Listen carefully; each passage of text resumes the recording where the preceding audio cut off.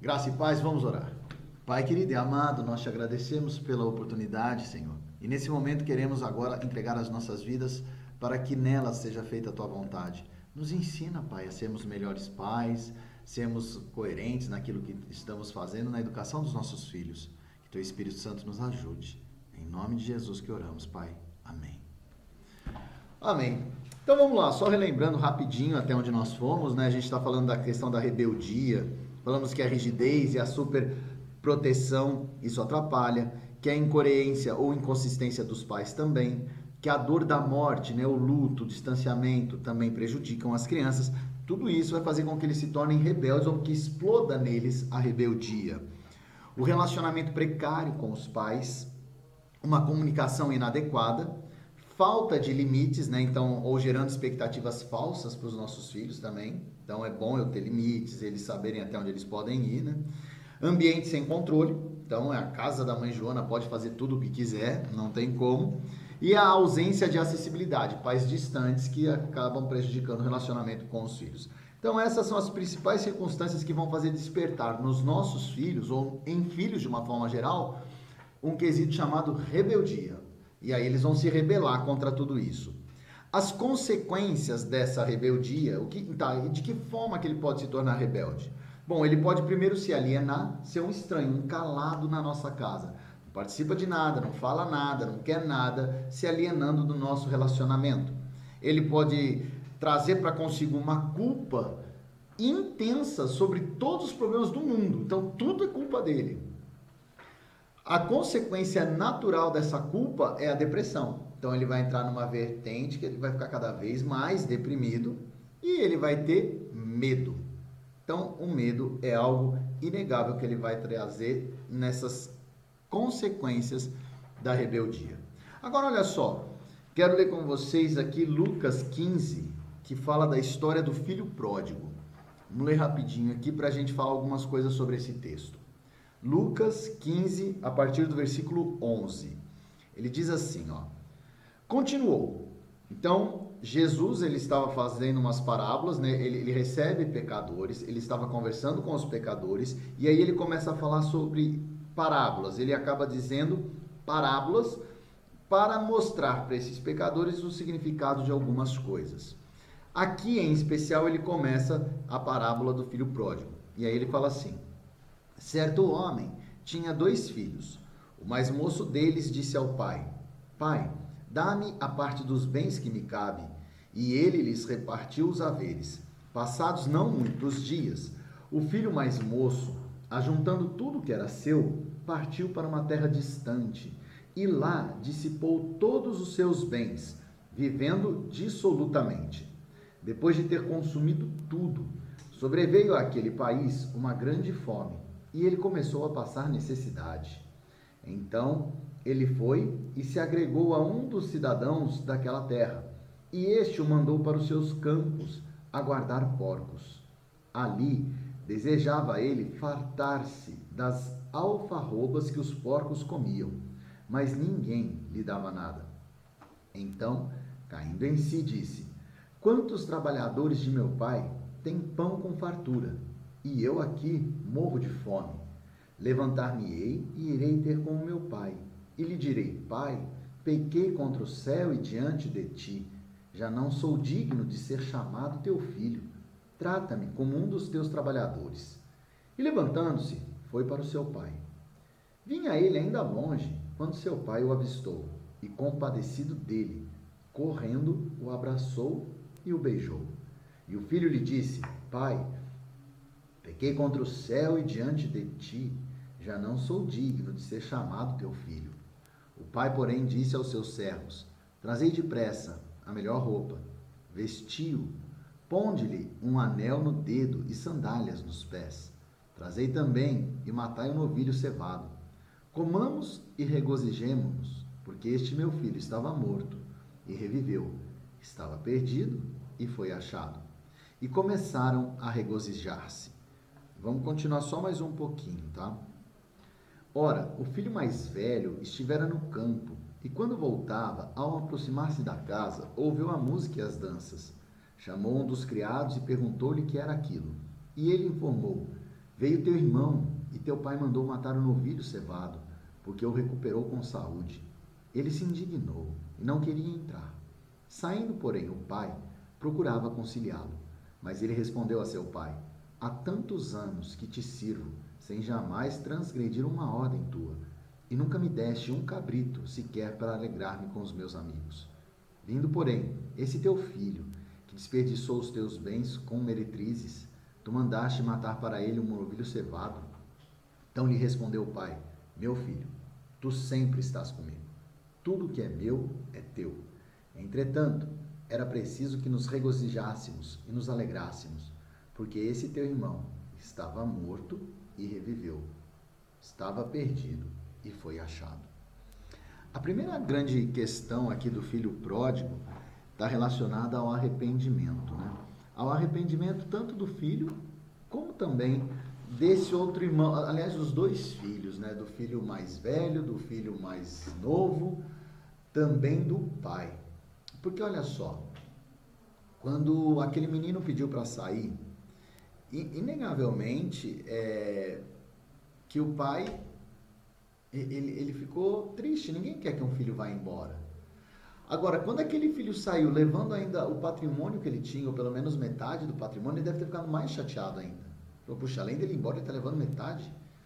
Desaforo, né? Que desaforo. E o pior, quando ele volta, perdeu tudo. Então, peraí, você levou metade do que a gente conquistou, perdeu tudo e agora está voltando assim com essa cara lavada.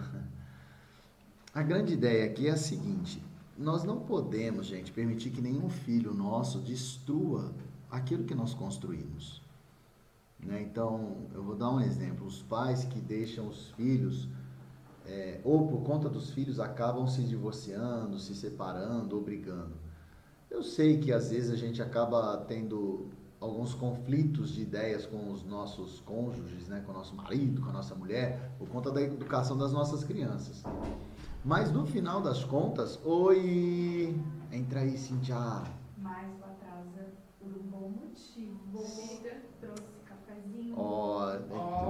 Esse bom motivo, a gente tá quase cancelando a aula para ficar nesse bom motivo. Amiga, Foi café, amiga. mesmo. Ah, tá tranquilo. Foi nem eu, mas Pera aí, ó. Então, olha só, esse arrependimento, na verdade, esse perdão, ele é inegável, porque, como a gente estava falando, ninguém gosta de ter seu patrimônio perdido. Ninguém. Você acha que o pai ficou contente do filho ir embora? Não. Agora, ir embora com o patrimônio ainda, metade do patrimônio? Também não. Pior, voltou sem o patrimônio. Foi, farriou tudo, perdeu tudo e volta assim com essa cara lavada, né? Não deve ter sido legal, mas a primeira informação que tem é que logo que ele avistou o menino vindo de longe, ele já correu e abraçou aquele menino, sem sequer perguntar como é que estava, se tinha perdido ou não. Enfim, ele de cara perdoou. O arrependimento e o perdão, então eles têm que existir no nosso relacionamento, por mais que venha. Uma festa, né? E uma festa das boas, pelo que tudo indica, Se a né? gente se colocar no lugar, você faria isso? Não. A gente ia dar primeiro uma lavada Eu não boa. tava pra ficar esperto, depois a gente conversava. Mas enfim, ele perdoou, ele inegavelmente perdoou. Essa questão desse perdão, ela tem que existir. Agora, eu não posso permitir, aí que a gente estava entrando, que a rebeldia do meu filho venha para destruir a nossa casa. Então, pais ou marido que se separa da mulher, ou mulher que se separa do marido por conta dos filhos, isso não pode acontecer. Nós temos opiniões diferentes? Temos, e isso faz parte. A gente vai ter até às vezes certa discussão, tudo, até aí está tudo bem. Agora essa discussão não pode chegar ao ponto de causar a ruptura do casal, porque senão é um problema muito sério. O filho veio para agregar, não para destruir. E quando eu deixo ele destruir, então o negócio se inverteu, a prioridade foi invertida na família. Então eu não posso deixar a rebeldia dele destruir o meu lar. Ele pode até ir embora, enfim, como na história desse filho pródigo. Mas em nenhum momento ele destruiu, porque quando ele volta para casa e o pai dá a festa, como você falou, Samuel, e o outro irmão fica bravo, né? Porque o outro irmão fica bravo. Fala, pô, você nunca me deu nada, pro cara se dar tudo. O que o pai faz? De imediato ele sai da festa e fica conversando com o filho para tentar reconciliar. E ele, ao que tudo indica, conseguiu. Ele fala, olha, filho, você está sempre aqui, tudo isso aqui é teu. Agora, ele estava morto e agora reviveu, enfim, estava perdido e foi achado. Então, essa recomposição do lar, a gente tem que buscar em todo tempo. Buscando reconciliar, se o caso, mas nunca deixando que um filho venha destruir a nossa integridade da família. A família tem que ser preservada em todo o tempo, tá? E se necessário for, a gente tem que deixar ele ir ou até nos separar. Então, até ter um distanciamento dele. Esse pai, quando o filho pede, né, que ele levanta e fala, pai, eu quero ir embora. E eu quero metade dos meus bens. Eu acho que o contexto da história dessa parábola, ele vai além. Aquele menino já devia estar infeliz, né? Ele devia estar demonstrando uma insatisfação de estar naquele lugar, trazendo descontentamento. Tanto é que o outro irmão, ele sequer faz algum comentário antes. Pelo contrário, quando ele vai, o irmão não fala nada. Não aparece nenhum contexto, nenhuma história do irmão tentando fazer com que ele fique. Ó, me dá metade dos bens que eu vou embora. O pai falou, pode ir. Estamos falando da história do filho pródigo. Então, tudo indica que esse menino que saiu de casa, ele já estava tendo um relacionamento familiar tumultuado. A tal ponto do pai deixar ele ir. Falou, vai filho, pega as coisas e vai. Tá tudo bem, vai. A casa você não vai destruir. E de fato não destruiu, porque olha só, se a gente prestar atenção nos relatos que conta aqui, ele foi, farriou, brincou, tudo, mas teve algo a mais que fez com que ele entrasse na miséria. Além dele perder tudo com as meretrizes, né, que é o que ele fala, o país passou por uma grave crise. Ele fala que teve grande fome naquele país. Então, todos sofreram o impacto da crise, o pai não. Então, o pai conseguiu manter a casa estruturada, a tal ponto do menino voltar. E aí, quando ele voltou, o pai recebeu, perdoou e reconciliou a todos. Mas essa separação, às vezes, ela é necessária. Eu não lembro quem me perguntou, mas se seu filho fizer isso ou fizer aquilo, eu vou dar um exemplo, se o Bruno ou o Arthur, não vai acontecer em nome de Jesus, eu sei que não, mas se eles se tornarem bandidos, começar a roubar na rua, bom, eu vou orar por eles, amá-los de todas as formas possíveis, no que eu puder ajudar, eu vou ajudar, porém, em casa não vai poder ficar, não vai ter jeito. Se porventura um filho é homossexual, vamos falar da homossexualidade, né, que tá todo mundo falando muito. Eu já até falei para vocês, minha compreensão sobre o homossexualismo, normal, tá tudo bem, não é pecado. Você ter atração por pessoas do mesmo sexo até aí, cara, é um desvio de um comportamento, mas não é pecado. O pecado é você praticar, é você dar vazão para isso aí. Aí sim você escorregou feio. Então, se porventura meu filho se tornar um homossexual, supondo, até aí tá tudo bem. Agora, se ele começar a ter um relacionamento homossexual, filho, continue te amando, você é bem-vindo aqui a hora que você quiser, mas você não vai namorar aqui em casa, você não vai trazer seu namorado aqui em casa. Eu vou dizer mais, se você for dar andamento nisso, eu vou pedir para que você arrume tua casa com o teu parceiro, enfim. Porque eu quero que você venha a ser feliz, mas esses princípios ferem os meus princípios. E eu não posso deixar com que o relacionamento dele quebre a minha unidade de família. Então, foi mais ou menos o que esse pai fez. Não, pode ir, filho. Vai embora. E o filho foi. Gastou tudo, voltou arrependido e foi perdoado. Então, é mais ou menos esse o contexto que a gente tem que ter. Reconhecendo em tudo isso o amor de Deus. Porque, olha só, será que Deus não amava aquele menino que levou as coisas? Ele amava o filho pródigo. Opa! Como ele ama as meretrizes, como ele ama os homossexuais, como ele ama a todos, sem qualquer distinção. Ele ama o pecador, né? Ele não ama o pecado. É isso mesmo, Gra. Ó, frase chique, né? É isso mesmo, ele ama o pecador, mas o pecado ele não compactua. Então ele vai inegavelmente amar a todos, porém o pecado não vai deixar com que aquelas pessoas andem com Deus. E aí, Deus está pronto para perdoar? Pronto para perdoar. Vamos partir do 0 a 0? Partir do 0 a 0, tá tudo bem, mas sem o pecado. Então, é mais ou menos esse o contexto da história do filho pródigo para com relação à rebeldia. Estamos falando da rebeldia das crianças, né? E tudo indica que o filho pródigo foi rebelde, que saiu de casa levando metade da fortuna, enfim, uma rebeldia estranha. Agora, olha só, e aí entrando no negócio que a gente estava falando um pouquinho antes de começar o bate-papo hoje.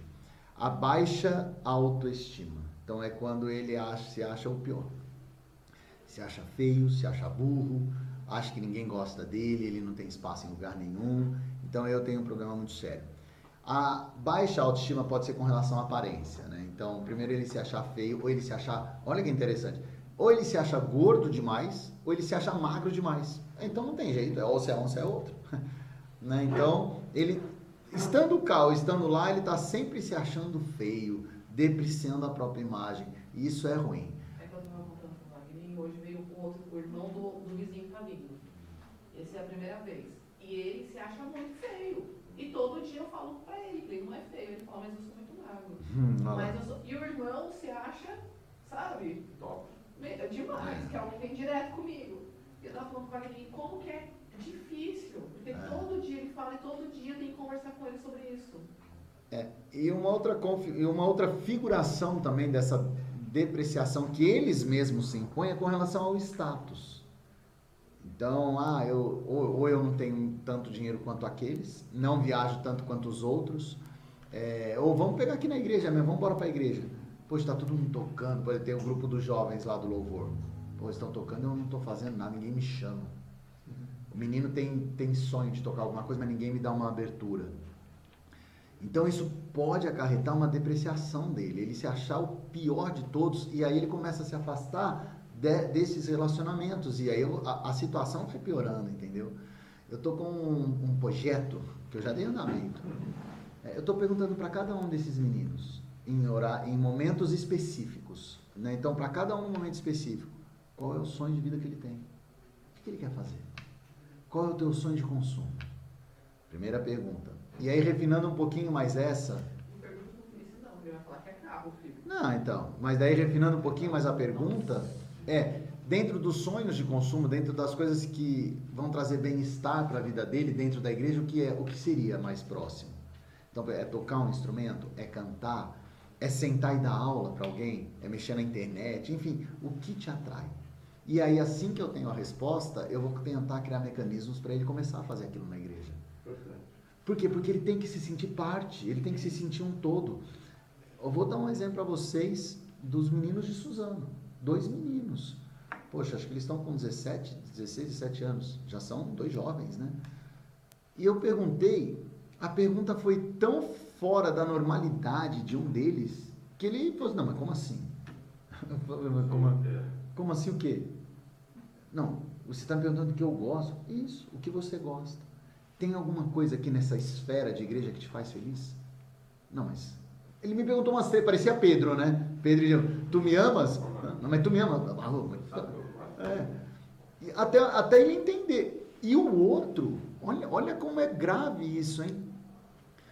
Eu fiz para ele a pergunta semana passada e essa semana eu perguntei. Falei, e aí, pensou no que ele gostaria de fazer na igreja, né? Não, ele virou e falou assim, até pensei, mas já vou te avisando, se for para me escravizar nessa igreja, eu não quero.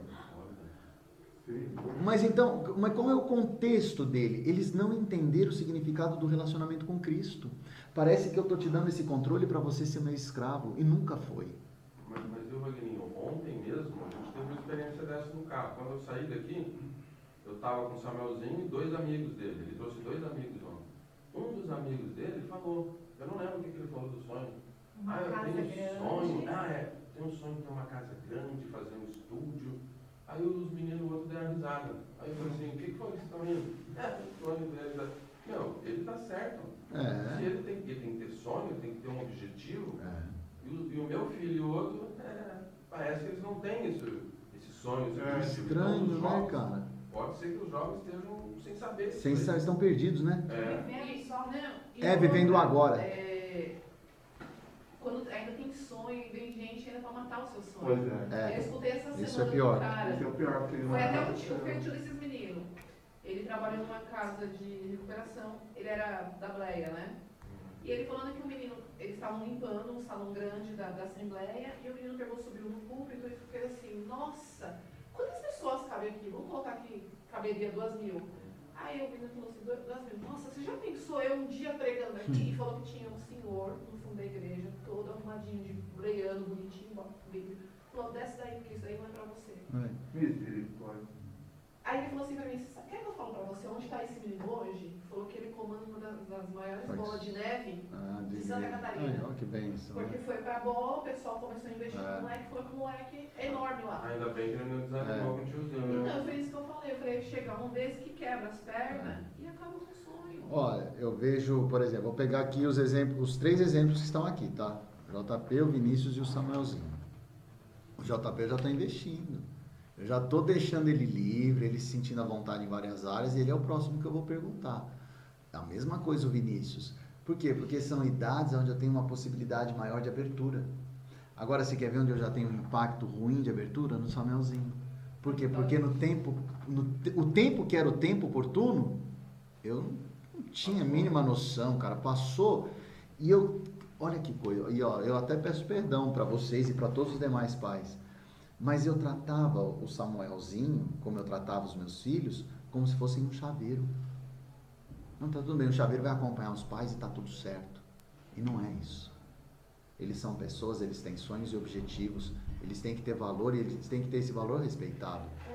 Então, eu tenho que respeitar isso e deixar claro para eles que eu quero respeitar. Que foi o que eu respondi para esse menino. Eu falei, não, cara, eu até dei risada. Eu falei, cara, deixa eu explicar. Você tem razão em fazer essa pergunta, mas eu vou te explicar para não ter dúvidas, tá? Eu quero te ver feliz, cara. Fazendo o que você ama em qualquer lugar onde você pôr o teu pé. Você não é escravo e nunca será escravo disso aqui. Eu gostaria de participar do teu crescimento. Eu gostaria de ser testemunha disso. Mas se não for, tá tudo bem. Mas eu quero te ajudar a alcançar. E olha que interessante esse papo agora. E ele ficou, tipo, falou, eu acho que ele ainda não tá acreditando, sabia? Mas, porque, peraí que eu já deixei falar, Gra. É a liberdade dele. Sim. Porque eles são tão restritos e tão tolhidos quando eles têm sonhos, como você falou, Gra, que quando chega um cara falando, ele fala, meu, esse cara quer alguma coisa. Então isso a gente tem que medir. Oi, Gra. Há uns 10 dias atrás, a Vitória conversando comigo, até outro dia eu mostrei para a Alessandra, eles saíram do Justi, mas eles são 3, é um trio. É a Vitória, a Giovana e o Gustavo. O Gustavo é filho de pastor, toca na bateria. A Giovana se converteu um pouquinho antes da pandemia, só para ajudar, né, bem nessa... E a Vitória? Aí a Vitória falou assim, mãe, se eu falar para você, que eu e o Gustavo, a gente está combinando de ir na igreja, primeiro é na bola e depois é como é aquela inglês lá, Rio Sonhos, em São Paulo, né? Eu falei, o que tem? Ela falou assim, porque a Giovana quer conhecer. E aí a gente falou que ia com ela para dar apoio para ela. O que você acha? Eu falei, filha, vai. E o Paulinho foi o primeiro que falou não para ela. Não, você não vai. Aí eu falei, amor, como que não vai? Ela vai. Eu falei, porque a gente não sabe onde... A Giovana hoje não tem uma igreja. Ela se converteu como tá se fosse numa perdida, né? célula. No núcleo, né? Para ela é célula. Eu falei, precisa ver. Aí ela quer vir para cá também. Eu falei assim, eles têm que levar e apresentar um monte de coisas para essa menina. Eu acho que você está coberta de razão, mas de certa forma não tira a razão do Paulinho. Mas no seguinte sentido, eu nem sei qual é o contexto que o Paulinho falou, não. E ó, com todo respeito para quem gosta da bola, tá tudo bem. Mas é uma igreja que na nossa compreensão da palavra tem alguns desvios e alguns desvios até que sérios. Então eles pensam de uma forma bem diferente em alguns pontos que de certa forma são cruciais para nós, né? Mas, Gra, você tá certa. Eu acho que você tá certa. Eu acho, quando você fala e você dá esse apoio, pode até ser, porque se você não der o apoio, uma coisa é certa, mais dia menos dia, ela vai. Agora quando você... Melhor eu ficar sabendo. É verdade, quando você dá esse apoio, como você fez, ela tem em você uma parceira. E amanhã ou depois, se porventura ela for e se arrepender, ela sabe que ela pode voltar para a parceira. Então é importante eu ter esse link de acessibilidade, que é um dos pontos que a gente falou agora há pouco, né? E você tá certa, Gra. No caso da Vitória, é onde eu acho que o Paulinho errou, eu acho que você tá certo, é assim, eu posso até sugerir. Diferente de falar não. Falar, por exemplo, Vitória, deixa eu falar, filha, leva ela na igreja. A nossa igreja é tão boa, é mais perto, você conhece. Não leva nesses lugares, a gente não conhece, é estranho. Mas, filha, tamo junto. Que é o que você fez. Então, é dentro desse contexto que eu tenho que ir. Agora, uma coisa é fato. Eu estou tentando recuperar o tempo que perdi fazendo errado. Então vai chegar uma hora que eu vou conversar com o Samuelzinho. E aonde eu sei que eu perdi tempo com o grupo do Samuelzinho? Porque eu já fiz contato com alguns. E Eu tô percebendo. já deu, não tem um retorno positivo. O que fala realmente não se concretiza. Então, mas enfim, mas eu não vou desistir. Eu vou continuar. Amém. Né? Sendo chato ou não, eu vou continuar com todos eles. Eles têm que assumir logo esse papel. Eu tenho pressa para entregar tudo isso para eles. E eu espero que eles aceitem e sigam adiante.